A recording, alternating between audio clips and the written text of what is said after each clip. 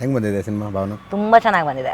ನೆನಪಿರಲಿ ಭಾವನಾ, ನಾನು 2005 ಹೈಬೆಂಗಳೂರಿನಲ್ಲಿ colleagues, ಏಕಕಾಲದಲ್ಲೇ degree ಮುಗಿಸಿದ್ವಿ, ಒಂದೇ ವರ್ಷ, ಏಕವಚನದ ಫ್ರೆಂಡ್ಸ್. ಹೌದು. ಅದೇ ಇವಾಗ ಮುಜುಗರ ಇಂಟರ್ವ್ಯೂ ಹೌದು, ನಾನು ಒಬ್ರನ್ನೊಬ್ರು ಕೇಳ್ಕೊಂಡಾಗ ಅಂದರೆ ನೀನು ನಾನು ಅಂತ ಮಾತಾಡಲ್ಲ ಅಥವಾ ನೀವು ನಾವು ಅಂತ ಮಾತಾಡಬೇಕಾ ಅಂತ. ಎಸ್, ಹೆಂಗೆ ಬಂದಿದೆ ಸಿನಿಮಾ? ಚೆನ್ನಾಗಿ ಬಂದಿದೆ ಅಜಿತ್, ತುಂಬ ಚೆನ್ನಾಗಿ ಬಂದಿದೆ. ಫಸ್ಟ್ ಏನು 20 ಮಿನಿಟ್ಸ್ ಕಟ್ ಆಗಿತ್ತು, ಆ ವರ್ಷನೂ ನಾನು ನೋಡಿದ್ದೆ. ಓಕೆ. ಆವಾಗ ಐ ವಾಸ್ ಆ್ಯಕ್ಚುಲಿ ಅಂದರೆ ಆ ಫ್ಲೋ ಇತ್ತು, ಬಟ್ ಎಲ್ಲೋ ಕ್ಲಾರಿಟಿ ಇರಲಿಲ್ಲ. ಓಕೆ.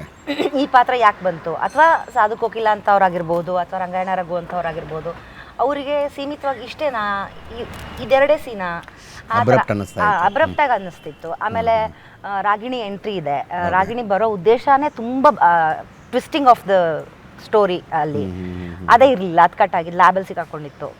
ಸೊ ಹಾಗೆ ಟ್ರಯಲ್ ಮಾಡಿದಾಗ, ಈಗ ಮೊನ್ನೆ ನಾನು ಯಾವಾಗ ಕಂಪ್ಲೀಟ್ ಫ್ಲೋನಲ್ಲಿ ನೋಡಿದಾಗ content and very happy about it. ತುಂಬ ಚೆನ್ನಾಗಿ ಬಂದಿದೆ.